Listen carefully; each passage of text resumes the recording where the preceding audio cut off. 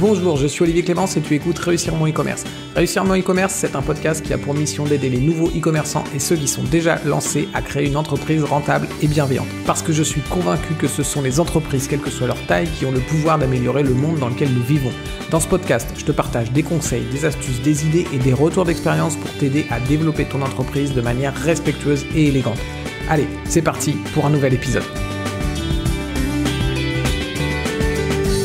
Salut, j'espère que tu vas bien. Aujourd'hui, je voulais répondre à la question comment gérer les clients pénibles sans devenir complètement dingue. En fait, forcément dans ton entreprise, dans ton travail, tu vas rencontrer des clients qui sont casse-pieds, des clients qui sont pénibles, des clients qui te pompent ton énergie, des clients qui te mettent de mauvaise humeur et tu passes une journée naze à cause d'eux. Et en fait, je vais essayer de te donner quelques astuces que moi, finalement, j'ai employées parce que des clients pénibles, j'en ai eu et j'en ai encore. Et je te partage un petit peu, c'est un retour d'expérience de ce que on met en pratique dans ma boîte.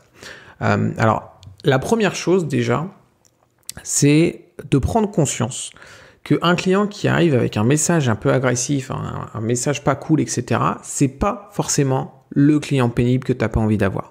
Okay, ça peut être un très bon client. C'est juste qu'aujourd'hui, c'est pas la bonne journée pour lui. Okay, alors, c'est vraiment pas facile, ça demande de l'empathie, mais c'est pas facile quand tu reçois un mail qui est agressif, quand tu reçois un mail qui te remet en cause tout de suite, qui te dit que t'es le pire des e-commerçants du monde, etc. Tu vois, c'est clairement pas facile à faire. Okay, mais quand tu commences à le faire quelques fois et que le problème se résout et que la personne finalement derrière peut-être elle s'excuse, peut-être elle te remercie, etc., etc. Tu comprends qu'au fur et à mesure que finalement il y a quand même une bonne partie des gens qui vont être agressifs au départ, qui ne sont pas des mauvais clients, qui ne sont pas des clients pénibles. En fait, on n'est jamais vraiment à la place de notre client. On peut essayer de se mettre à la place, mais on n'arrivera jamais à être à 100% à la place de notre client. Parce que au final, ton client, quand il t'écrit son mail, quand il te contacte au SAV, et qu'il t'agresse parce qu'il n'a pas reçu son colis, parce que son colis n'est pas arrivé en bon état, parce qu'il a été prélevé trop, parce que, peu importe le problème pour lequel il te contacte, tu es peut-être le 4e site de la journée qui lui pourrit sa journée. Peut-être que tu es le 4e site dans la semaine qui lui génère des problèmes. Peut-être que ça fait déjà 2 cadeaux qui doivent arriver pour Noël et qu'il va pas recevoir et que tu es le 3e. Ou peut-être que ça n'a rien à voir avec le e-commerce, peut-être qu'il est juste super stressé de sa journée, qu'il a eu une journée complètement nulle et que du coup il est stressé et du coup il est agressif dans ses propos. Alors je suis d'accord que oui, ce n'est pas de ta faute. Clairement, c'est pas de ta faute. C'est pas de ta faute si il s'est fait engueuler par son patron ce matin. C'est pas de ta faute si les autres sites e-commerce sont complètement nuls et que il a pas reçu ses colis. Et c'est pas de ta faute si il s'est gouré dans son adresse et que du coup il comprend pas pourquoi il reçoit pas son colis. On est d'accord. Sauf que ton client en face de toi, c'est un humain.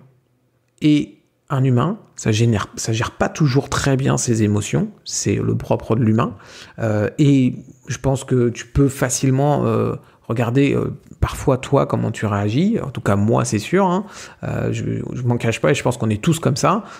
Si t'es fatigué, si t'as passé une mauvaise journée, si franchement ça fait une semaine qu'il y a rien qui tourne dans ta boîte ou qu'il y a rien qui tourne dans ta vie perso, etc., à un moment donné, t'es pas très patient, t'es un peu agressif et t'es pas cool et peut-être que, tu vas pas être cool avec tes enfants, tu vas pas être cool avec ton compagnon, tu vas pas être cool avec ta femme, voilà. Parce que c'est humain, on est stressé, on est fatigué, c'est pénible et voilà, on n'avait pas envie d'avoir ce problème en plus et du coup, malheureusement, ce jour-là, tu es la mauvaise personne au mauvais endroit et c'est toi qui prends un petit peu pour les autres.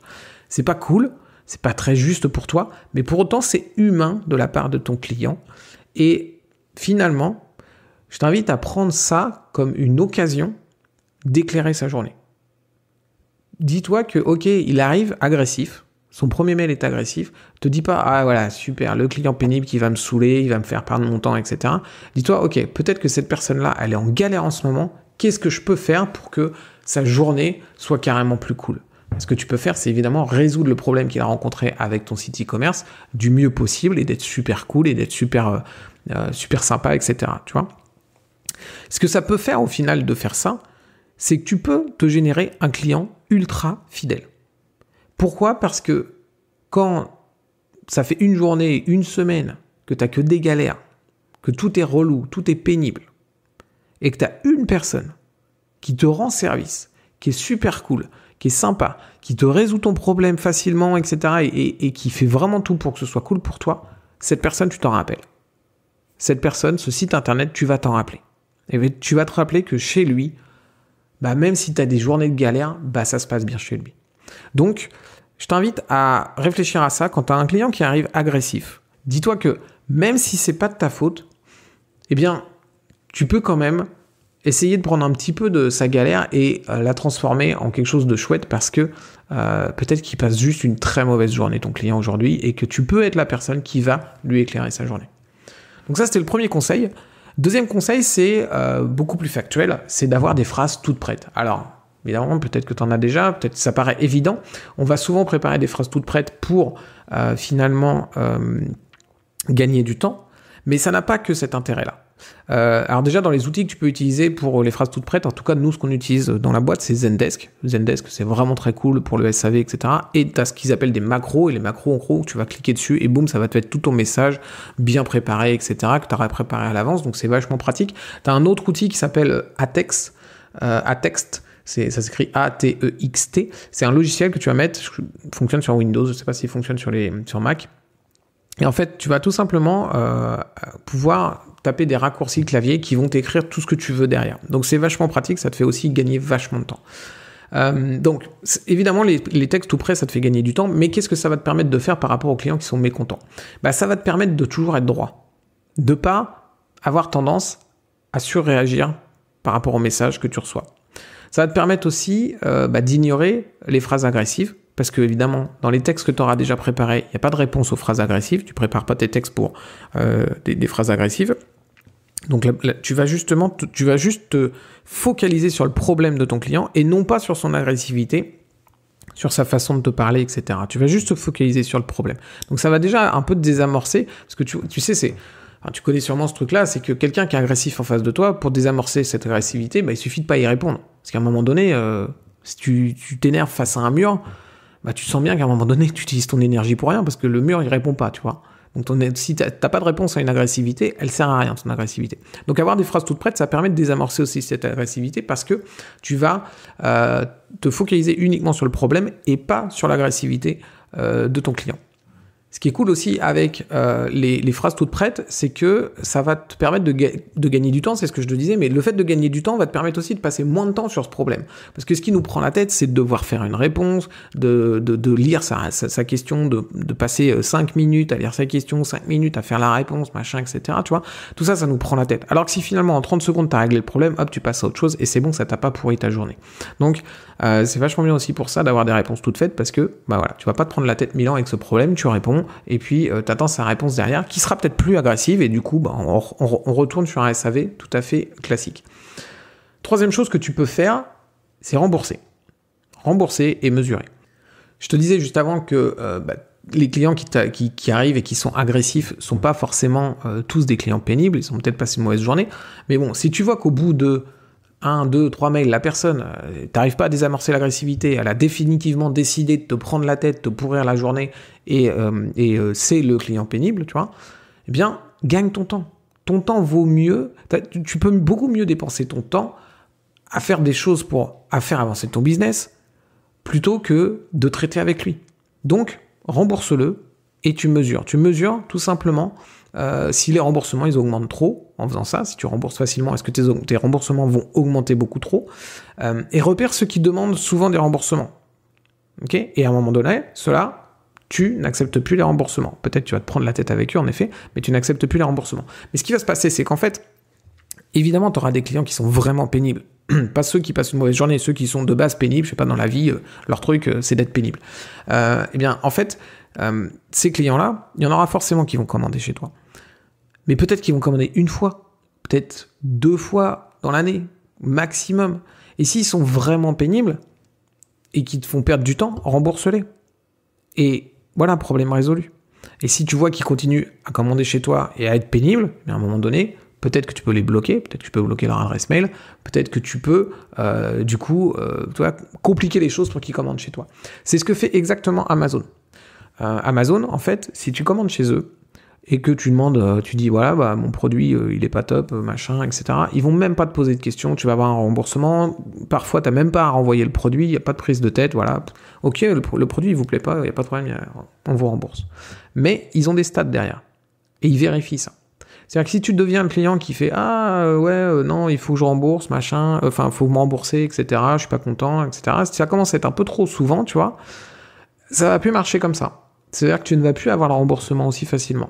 Ils vont te demander des échanges, te demander pourquoi ça marche pas, etc. Ils vont te demander de renvoyer les produits. Au début, tu peux renvoyer les produits à leurs frais. Après, tu renvoies les produits à tes frais, etc., etc. Donc, tu vois, en fait, ils complexifient la demande de remboursement. Ils complexifient le fait que tu sois pénible, tu vois. C'est de plus en plus compliqué pour toi de devenir pénible parce qu'ils ont un process derrière qui fait que au départ, ils se prennent pas la tête, ils remboursent direct. Et après, au fur et à mesure, si tu deviens un client pénible, eh bien, ils vont te complexifier les choses pour que tu arrêtes d'être pénible, en fait. Que ce soit pas la fête et que tu t'amuses pas, justement, à demander des remboursements tout le temps et à avoir des produits gratuits. Donc ça, je t'invite à réfléchir. Ton temps ton temps est très précieux et il vaut sans doute beaucoup plus que le montant de la commande que ton client a passé. Donc, tu peux sans doute le rembourser et passer complètement à autre chose. Et enfin, je vais te partager le truc de rêve. Le truc de rêve, c'est quoi ? C'est d'avoir quelqu'un qui gère ton SAV pour toi. Pourquoi c'est vraiment génial ce truc ? Depuis que je l'ai fait, moi, c'est juste le rêve, voilà, tout simplement. Parce que, en fait, la personne qui gère le SAV pour toi, elle est détachée de ton business. Ce qui veut dire que quand quelqu'un arrive de façon agressive, évidemment, c'est pas sympa pour elle. On est d'accord, on préfère toujours des clients qui sont pas agressifs, mais si la personne elle arrive de façon agressive, c'est pas son produit qu'elle vend, c'est pas son site, donc elle prend pas les choses personnellement. Donc ça va être beaucoup plus facile à gérer pour elle. Et si jamais elle sent que c'est compliqué, qu'il y a une forme d'énervement qui vient, elle peut toujours revenir vers toi. Et toi, ça fait tampon, t'arrives avec pas du tout la même façon de voir les choses parce que toi, tu gères pas très peu de SAV, etc. Donc, toi, t'arrives beaucoup plus calme, beaucoup plus patient, beaucoup plus posé. Donc, tu vas peut-être pouvoir traiter ce ticket là où la personne qui gère ton SAV habituellement aurait peut-être été un peu énervée, etc. Tu vois. Donc tu as ces deux choses-là, le fait que pour elle, ce n'est pas personnel parce que ce n'est pas son business, ce n'est même pas son client en face, donc du coup, elle ne prend pas les choses personnellement. Et le fait que si jamais elle sent que ça va être limite, elle peut revenir vers toi et toi, tu vas pouvoir gérer le truc parce que tu n'en gères pas toutes les 5 minutes des clients et du SAV, etc. Évidemment, pour que ça fonctionne bien, il faut donner des consignes. Dans les consignes que je t'invite à donner, c'est évidemment ne jamais s'énerver, ok ? Tu peux lui rappeler les choses qu'on a dit avant, que j'ai dit avant, tu vois, le fait que le client, c'est pas forcément un client pénible d'office, etc. Donc, ne jamais s'énerver, ne jamais réagir face à l'agressivité. Et puis, tu peux aussi lui donner un montant jusqu'où cette personne-là, elle peut faire des remboursements. Parce que cette personne qui gère le SAV, tu la payes. Okay ? Et si elle doit passer 3 heures de SAV avec un client, parce que ce client est long et pénible et dur à gérer, etc., peut-être que rembourser, ça va beaucoup plus vite pour toi et ça va te coûter beaucoup moins cher. Parce que tu n'auras pas à payer les 3 heures de SAV qu'aura fait la personne derrière. Donc, c'est vraiment le truc, pour moi, jusqu'à présent dans mon entreprise, on en est à ce stade-là, c'est vraiment le truc ultime, c'est qu'en gros, moi, je ne gère pas le SAV, j'ai des personnes qui gèrent le SAV et c'est super cool pour moi et c'est beaucoup plus cool pour elles parce qu'encore une fois, elles ne sont pas attachées personnellement aux produits que je vends, elles ne sont pas attachées personnellement au business. Leur objectif, c'est juste d'aider les clients et les clients agressifs, c'est pas grave, ils ne sont pas agressifs contre eux en fait, tout simplement. Petite astuce supplémentaire, tu peux demander à cette personne qui gère ton SAV de ne t'envoyer que les messages des gens contents. Et ça, c'est très cool. En fait, je le faisais pas au début, mais du coup, tu n'as plus du tout de lien et de connexion avec ton SAV. Et moi, j'aime bien quand même savoir ce qui se passe, savoir les demandes, etc.